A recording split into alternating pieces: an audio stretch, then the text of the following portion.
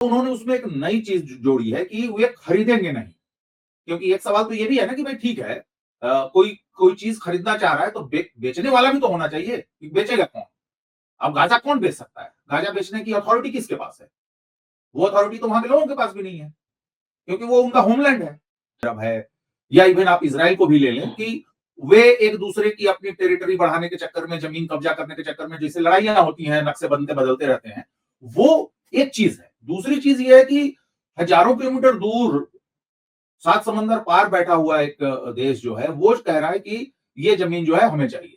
बोलते हिंदुस्तान में तमाम दर्शकों का स्वागत है। अमेरिकी राष्ट्रपति के तौर पर डोनाल्ड ट्रंप का नया शासन बहुत मायनों में अलग नजर आ रहा है। ट्रंप के काम करने के तरीके में भी बहुत ज्यादा बदलाव नहीं है, लेकिन अप्रोच बदली है, अप्रोच बदलती हुई दिख रही है। और जिस तरह से वो काम कर रहे हैं उसमें अमेरिका के हित पहले रखे जाएंगे, इसका जिक्र वो बार बार कर चुके हैं और वो दिख भी रहा है। अब अमेरिका के लिए इजराइल और फिलिस्तीन दोनों में बहुत ज्यादा फर्क नहीं रह गया। वहां अमेरिका की मौजूदगी ज्यादा इंपॉर्टेंट हो गई है, ना कि इजराइल का समर्थन करना ज्यादा इंपॉर्टेंट फिलहाल दिख रहा है अमेरिका के लिए। हालात बदल रहे हैं, गाजा में क्या कुछ हालात हैं और नई जो स्थिति है उसमें किस तरह से उसका आकलन किया जाए। हमारे साथ डॉक्टर प्रकाश के रहे हैं, उनके साथ चर्चा करेंगे। प्रकाश जी, स्वागत है आपका। नमस्कार, नमस्कार, धन्यवाद। प्रकाश जी, सबसे पहले तो इस चीज को डिकोड कीजिए कि जो ट्रंप ने कहा कि अब हम आएंगे वहां पर और हम वहां पर गाजा के उस इलाके में पहुंचेंगे तो वहां डेवलपमेंट की बातें भी होगी और एक तरह से कब्जा अब गाजा पर ट्रंप का होगा या अमेरिका का होगा, इजराइल का दखल ना हो और फिलिस्तीन की जो हुकूमत है या हमास है वो भी दूर हटे। इसको कैसे आप देख रहे हैं? क्या ये इतना आसान हो पाएगा जिस तरह से ट्रंप ने कहा, और क्या इसे इतनी आसानी से हमास एक्सेप्ट कर पाएगा या नहीं कर पाएगा? क्योंकि इजराइल के लिए इसे मान लेना बहुत ज्यादा मुश्किल नहीं होगा, लेकिन हमास इसे कैसे मानेगा और हमास के साथ जुड़े हुए बाकी लोग जो उसका सपोर्ट कर रहे हैं अब तक, वो कैसे मानेंगे? देखें, एक तो ये जो उन्होंने अपना इरादा जताया है गाजा को कब्जा करने का, इसमें दो बातें हैं। एक तो ये चीज पुरानी नहीं है और नई नहीं है, और दूसरी चीज कि वो सीरियस दिख रहे हैं। और अभी अरब वर्ल्ड में भी इस बात की चर्चा है और इस पर एक आम सहमति है कि यह एक गंभीर मसला है। क्योंकि आपने देखा कि चाहे वो ग्रीनलैंड का मसला हो या पनामा नहर का मसला हो, कनाडा मैक्सिको बॉर्डर की बात हो, टैरिफ्स लगाने की बात हो, तो जो जो उन्होंने कहा था वो ये कर रहे हैं। और दूसरे पक्ष के जो लोग हैं, जैसे मान लीजिए ग्रीनलैंड का मसला है तो डेनमार्क या मैक्सिको, कनाडा, पनामा, ये लोग उनके सामने एक तरीके से समझौता करते हुए, झुकते हुए नजर आ रहे हैं। तो गाजा के उनके इरादे को भी उसी तरीके से देखा जा रहा है। आसान तो नहीं होगा, निश्चित रूप से इसमें कोई संदेह नहीं होना चाहिए, क्योंकि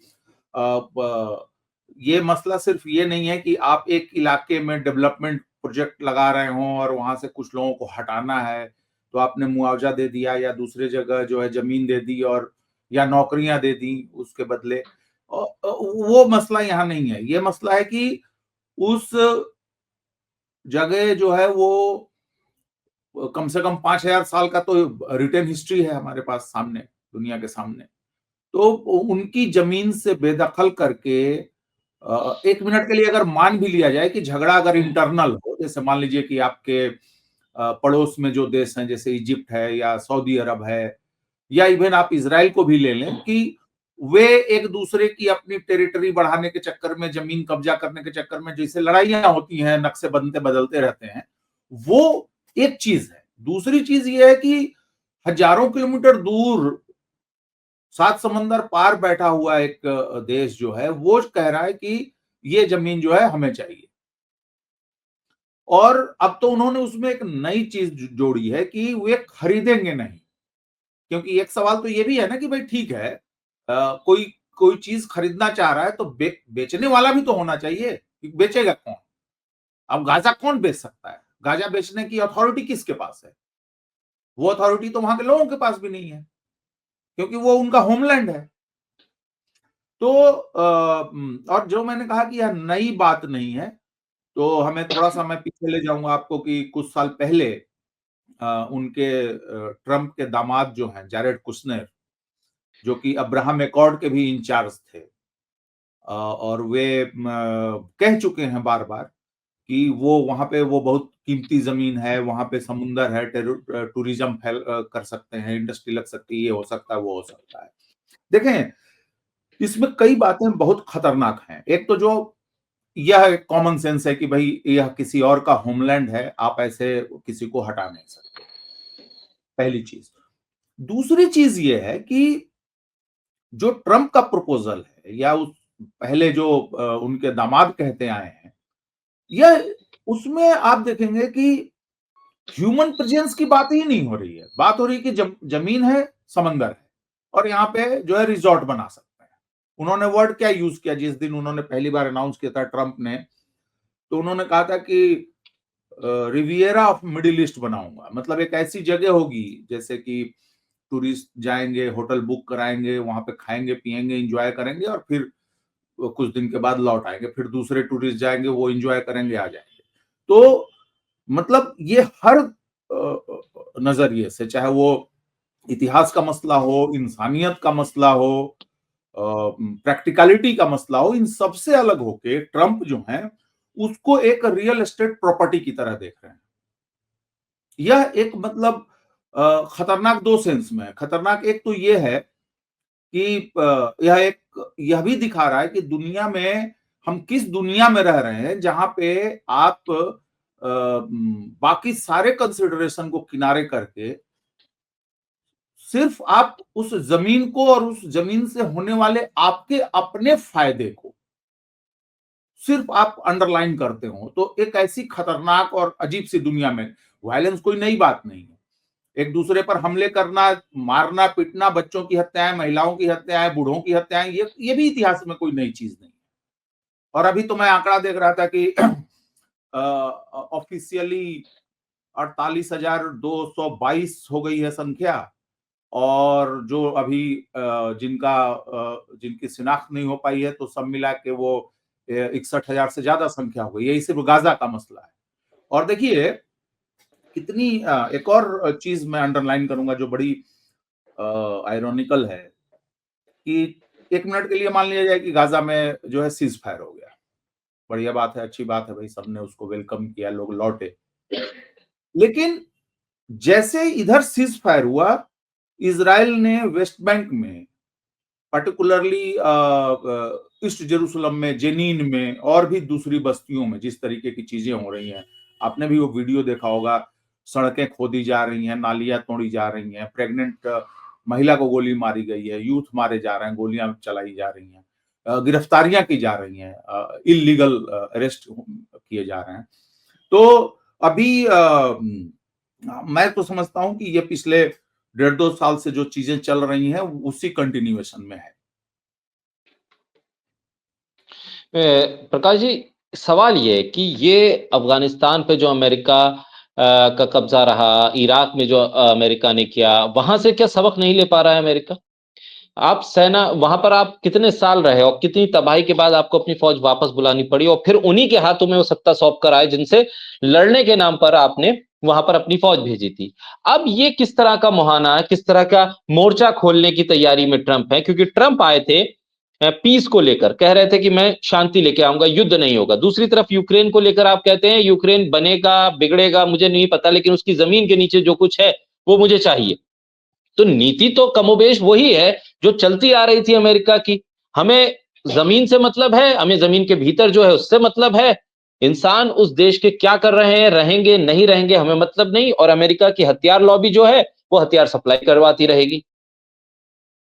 देखिए, ये तो जो भी साम्राज्यवादी ताकतें रही हैं, औपनिवेशिक ताकतें रही हैं, दुनिया का इतिहास हमें बताता है कि उनको इससे फ़र्क नहीं पड़ता कि उनको क्या खर्च करना पड़ा और कितने लोग मारे गए, चाहे वहाँ के नेटिव लोग हों या चाहे जो आपके सैनिक गए हों वहाँ पे।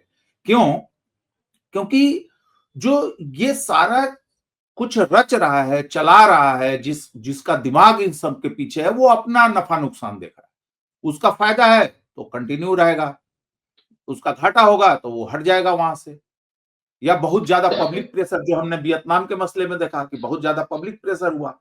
अफगानिस्तान का तो मसला ये हुआ कि खर्च बहुत बढ़ गया, वो सस्टेनेबल नहीं रहा। इराक में अभी भी उनका प्रेजेंस है, इराकी तेल और ये सब चीजों पर अभी भी डिफैक्टो अमेरिका का कब्जा है, तो वो अभी प्रॉफिट में है। और उसकी वजह से वो सीरिया में भी जो है तेल के इलाकों पे, ऑयल फील्ड्स पे जो है कब्जा है, तो वो फायदे का मसला है। गेहूं के खेत उनके कब्जे में है, तो जहां मुनाफा हो रहा है वहां पर वो रहेंगे और हैं। और इन सारी चीजों को कंट्रोल करने के लिए उन्होंने जो मिलिट्री बेसेस बनाए हैं, जिसमें कि अगर हम वेस्ट एशिया की बात करें तो सबसे बड़ा बेस जो है वो जॉर्डन के पास है। तो इसीलिए ये जॉर्डन पे प्रेशर डालने में थोड़ा सा कॉन्फिडेंस महसूस कर रहे हैं। क्यों? क्योंकि भाई पहले ही से मेरी वहां पर मिलिट्री है, मैं सबसे ज्यादा पैसा आपको देता हूं। यही हाल इजिप्ट का है। तो मसला ये है कि हम लोगों को जब भी हम बात करें अमेरिका, भारत, ब्रिटेन या इवन सऊदी अरबिया, ईरान, तो हमें ये भी चीज ध्यान में रखनी चाहिए कि जब हम ये नाम ले रहे हैं तो ये नाम किसको रिप्रेजेंट कर रहे हैं। क्या वहां रहने वाले बाशिंदे जो हैं वो इस चीज को रिप्रेजेंट करते हैं, या वो जिनका नफा नुकसान जो है सारे हिसाब किताब को बना रहा है। तो मसला ठीक ये है, अगर उनको फायदा, अब आप देखिए, वो वे अपने लोगों को बता सकते हैं, समझा सकते हैं कि देखो ग्रीनलैंड को का नाम मैंने लिया, तो ग्रीनलैंड में हमारी मिलिट्री प्रेजेंस बढ़ाने की अनुमति मिल गई। तो और एक और चीज देखना चाहिए कि ट्रंप जो है वो ट्रांजैक्शनल, वो डील करने वाले आदमी हैं। वो एक आइडिया फेंकेंगे, एक ऑफर फेंकेंगे, आप गड़बड़ा जाएंगे कि यार ये क्या बात हुई, तो आप कहेंगे कि भाई ये नहीं होगा। तो वो पूछेंगे कि तो क्या कर सकते हो, तो भाई ये कर सकते हैं, ठीक है दे दो। तो उन्होंने ग्रीनलैंड लिया नहीं है, लेकिन ग्रीनलैंड में उनको फायदा अभी से ही हो गया कि ग्रीनलैंड में आप पहले ही से आपकी मिलिट्री एक्टिविटीज थी, अब और एक्टिविटीज आप बढ़ा लो। पनामा वाले ने कह दिया कि भाई पनामा नहर में जो अमेरिकी सरकार के और अमेरिकी नेवी के जो जहाज जाएंगे हम उस पर पैसा नहीं लेंगे। और चाइना से जो बेल्ट रोड परियोजना में हमारा पार्टिसिपेशन है वो 1-2 साल में खत्म हो जाएगा, उसके बाद उसको रिन्यू नहीं करेंगे। मैक्सिको और कनाडा ने कह दिया कि भाई आप हमारे ऊपर टैरिफ मत लगाइए, हम अपनी मिलिट्री लगा देते हैं बाउंड्री पे, ताकि ड्रग्स और इलीगल लोग जो है आपके देश में न जाएं। तो आप देख रहे हैं कि ट्रंप एक पासा फेंक रहे हैं और उसका रिजल्ट आ रहा है, तो वो अपने लोगों को कह सकते हैं। और अभी CNN पे एक सर्वे आया है जिसमें कि 70% अमेरिकी लोग ये मान रहे हैं कि ट्रंप ने जो वायदे किए थे वो उसको निभाने की कोशिश कर रहे हैं। तो अब मैं ये, मेरी दिलचस्पी इसमें है कि मैं भी जानता हूं और ट्रंप मेरे से बेहतर जानते होंगे कि आप ऐसे ही जाके, ठीक है मैं गाजा पे कब्जा करूंगा, बढ़िया, अब बताइए कि आप इसके लिए मिलिट्री प्लान करेंगे, फिर आप घुसेंगे, फिर वहां कोई 2-4 लोग नहीं है, वहां पे 20 लाख से ज्यादा लोग हैं, 24-25 लाख लोग हैं। तो उनको आप कैसे, उनको अगर मान लीजिए कि होलोकॉस्ट की तरह आप करेंगे, या जो अभी नेतन्याहू ने किया पिछले 2 साल, वो भी आप करेंगे, तो उसमें भी बहुत लंबा समय लग जाएगा। 20 लाख लोगों को मारना या दूसरी जगह जो है जाकर फेंक आना। अभी इन्होंने कहा ना कि 25 मिलियन इलीगल लोग हैं, लेकिन अभी तो 500 को ही निकाल पाए ना। तो वो नहीं है मेरा इंटरेस्ट, इस ये चीज देखने में और अंदाजा लगाने में है कि वो ये दांव चल के, जॉर्डन से तो उन्होंने बहुत कुछ ले लिया है, जैसे मैंने कहा कि वहां पे सबसे बड़ा मिलिट्री बेस है इनका। और देखिए एक चीज और है, वो बार बार क्यों जॉर्डन और इजिप्ट बोल रहे हैं, ये हमको समझना चाहिए।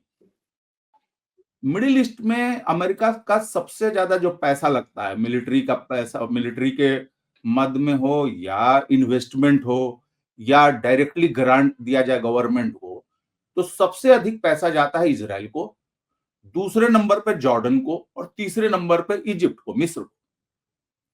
और ये इलाके चूंकि गाजा से लगे हुए हैं और फिलिस्तीन में जॉर्डन के राजा का एक रिलीजियस एक सिंबॉलिक वैल्यू भी है, इसलिए क्योंकि वो अल अक्सा मस्जिद के जो है कस्टोडियन है, और गाजा जो है इनके बगल में है इजिप्ट के, तो इनको प्रेशर दे रहे हैं ये। अब देखना ये है कि वो सऊदी अरब से क्या बार्गेन चाह रहे हैं या यूएई और उससे। तो उसमें ये है, जो पहले वो इशारा कर चुके हैं कि तेल का प्रोडक्शन बढ़ाओ और दाम गिराओ, और वो अपने देश में भी तेल का प्रोडक्शन बढ़ाने जा रहे हैं। तो वो अब इनसे क्या बार्गेन चाह रहे हैं? अच्छा, ये बार्गेन है तो फिर जो वो कह भी रहे हैं कि मिडिल ईस्ट को मैं बेहतर चाहता हूं, मान लीजिए 1 मिनट के लिए, तो फिर जो सीरिया में नई सिचुएशन बनी है, अभी भी सीरिया में गोलान पे जो है ज्यादा कब्जा इन्होंने बढ़ा लिया इजराइल ने, कुर्दों का इलाका भी है, फिर ये सीरिया में नए जो फॉर्मेशंस आए हैं, और फिर इसमें जिस तरीके से तुर्की और कतर का जो इंटरेस्ट शामिल है, इन चीजों को कैसे बैलेंस करेंगे? अभी भी लीबिया में जो है पीस नहीं है, यमन में पीस नहीं है, इराक में पीस नहीं है, तो उसके लिए ट्रंप क्या चाहेंगे? और क्या इन सब चीजों के बदले वो अरबों से ये कहेंगे कि भाई थोड़ी सी ईरान की गर्दन हम मड़ोड़ते हैं और इसके लिए तुम लोग जो है मेरे को सपोर्ट करो? क्योंकि पीछे बात ये हो रही थी ना कि अगर ईरान पे दिक्कत आएगी तो ईरान अरब वर्ल्ड में कहीं भी निशाना बना सकता है, जो भी अमेरिकी ठिकाने हैं।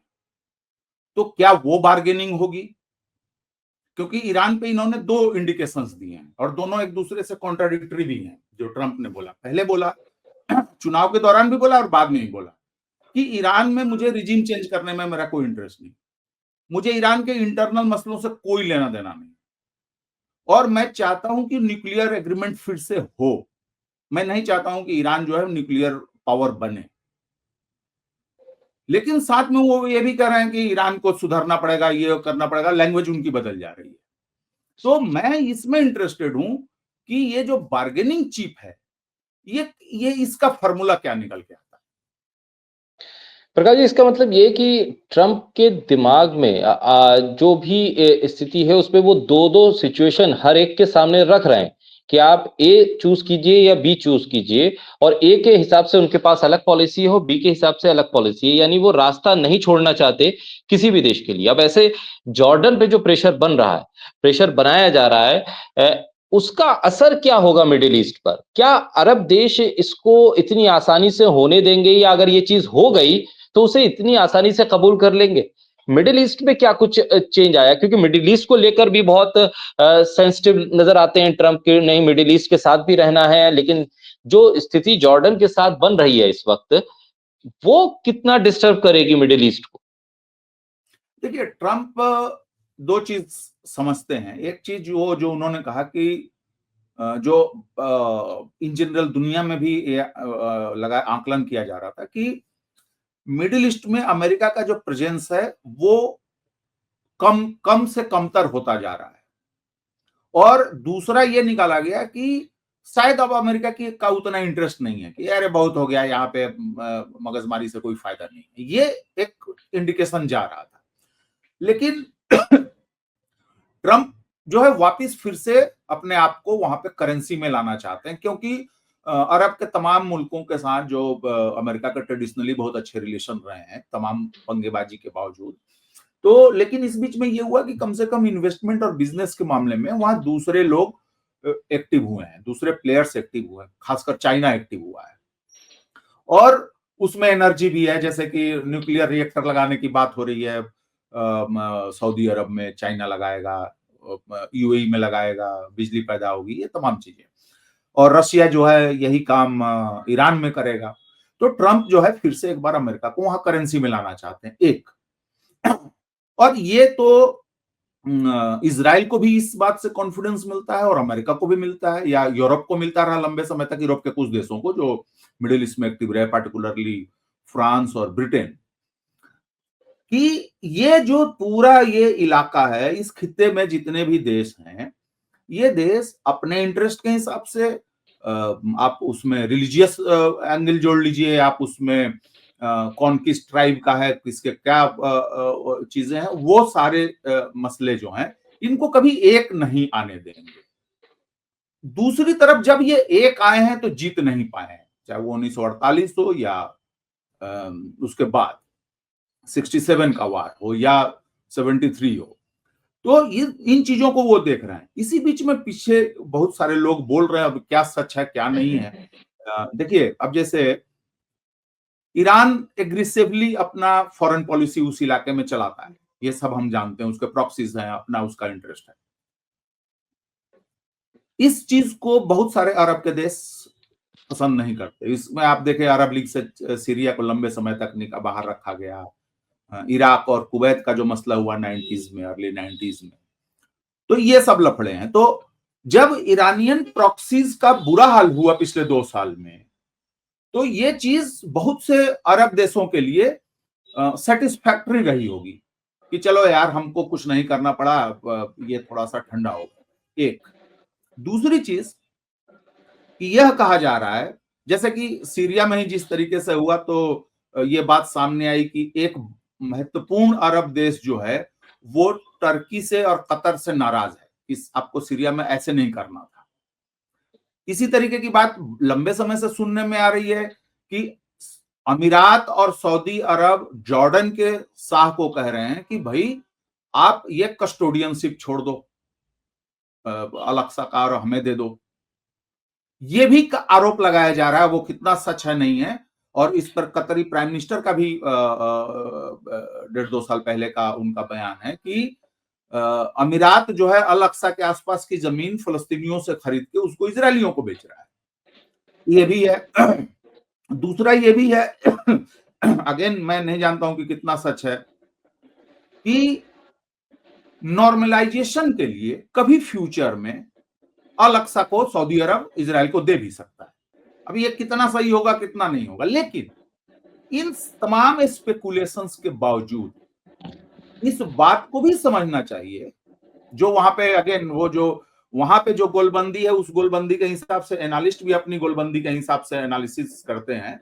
तो इन सारी चीजों को हम थोड़ा देर के लिए किनारे रख दें, तो इस पर सबको सहमति है और होनी चाहिए कि अरब के देश इस बात से भी अच्छी तरह वाकिफ हैं कि अगर उन्होंने वेस्ट बैंक और गाजा को खो दिया, वो फिलिस्तीनियों के हाथ से निकल गया, तो 2 चीजें होंगी जो ऑलरेडी हो चुकी हैं, जिसकी वजह से आपने देखा कि जॉर्डन में हर 5वां आदमी जो है, हर 5 में से 1 आदमी फलस्तीनी है।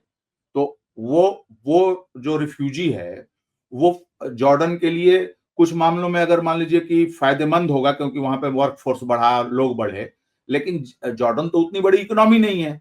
तो इसका मतलब ये हुआ कि जॉर्डन की इकोनॉमी के लिए वो एक मुश्किल की का भी मसला है।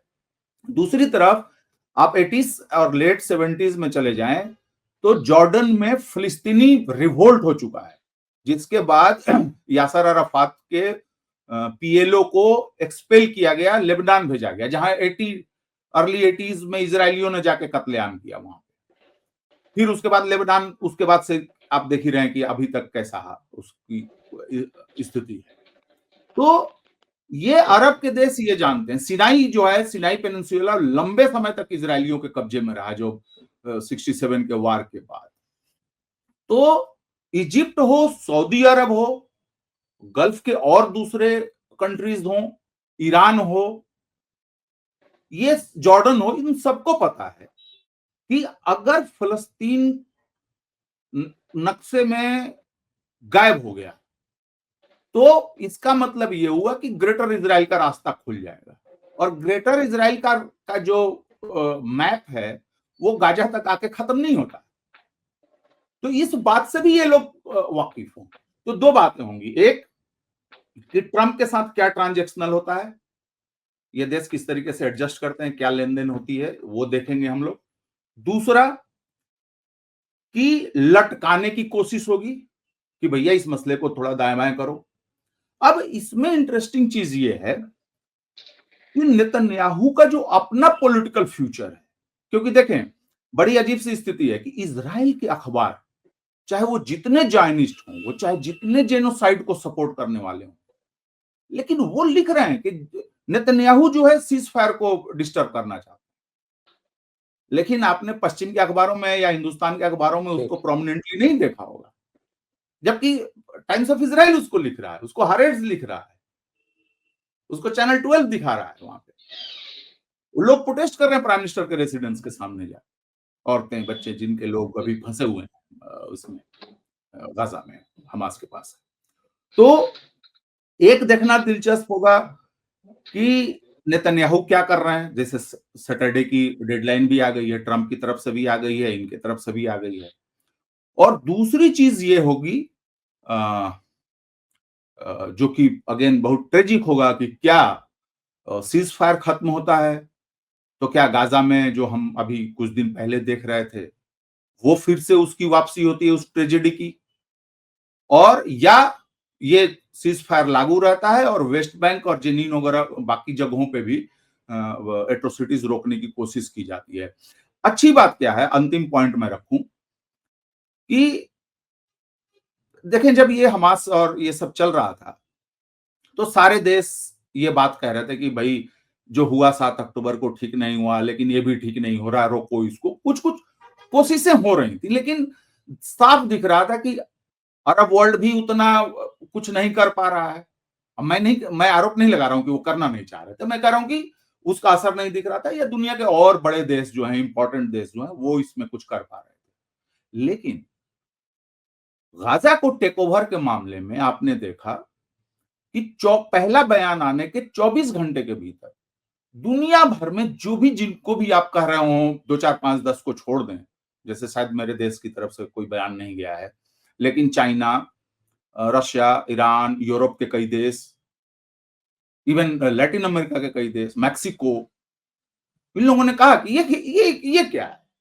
मतलब आप ऐसे कैसे कर सकते हैं कि भाई तुमको हम भगा दें तुम्हारी पुश्तैनी जमीन से और वहां पे मैं अपना एक जुए का अड्डा खोल लूं।